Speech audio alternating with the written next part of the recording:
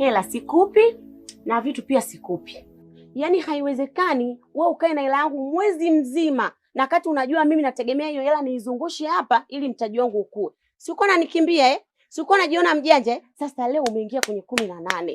Leo umetembea magenge yote, umekuta yamefungwa ndio umekuja hapa. Sasa nenda katafute pesa nyingine uje nikupe vitu.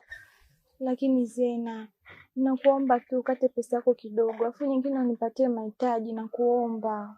Nakujua Shia, nakujua. Yaani bora angekuwa mtu mwingine lakini sio wewe. Na nyinyi nikiwachekea mtanifilisi. Yaani Tipwini imeamua kama mbwai na iwe mbwai. Sasa nenda katafute hela nyingine uje nikupe huduma. Na kama huna basi maana njaa haiwi siku moja. Lakini Zena, nimeagizwa na mama, nakuomba unisaidie zamani. Naomba nipatie mahitaji, pesa yako nitarudisha yote, kia Mungu tena. Shea, nenda usinijazie nzi. Hichi sio kijua cha mikopo. Biashara yenyewe ishaanza kuzorola, acha wenyewe ndio nyie. Kaka karibu. Unamdai shilingi ngapi? Yaani huyu dada huyu anadharau. Dada. Unamdai shilingi ngapi? 2000. 2000 tu? Ndio.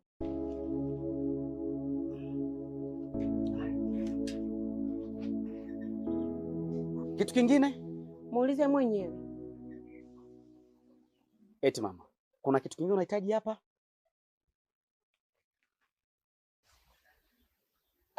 Sema mama, sema. Wewe kuwa na amani. Alwata Nikavumba ni mtu mwenye huruma sana na upendo. Niambie chochote mimi nitakupa. Niambie mama, unataka nini? Nilikuwa nahitaji nyanya na cabbage. Oh. Hebu mpatie anavyovihitaji.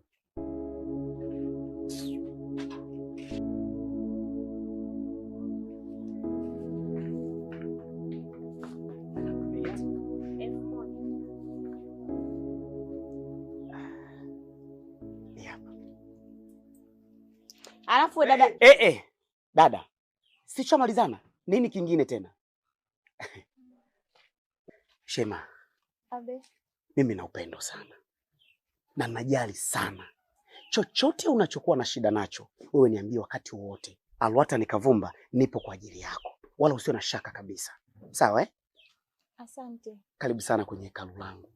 Shule inayofunza mema na mabaya. Wewe na mchana mwema.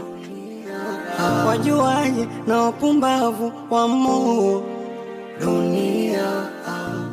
Anguko lako ni kicheko. Yajayo yanafurahisha sana. Wasindikizaji, wapambanaji wa Mungu.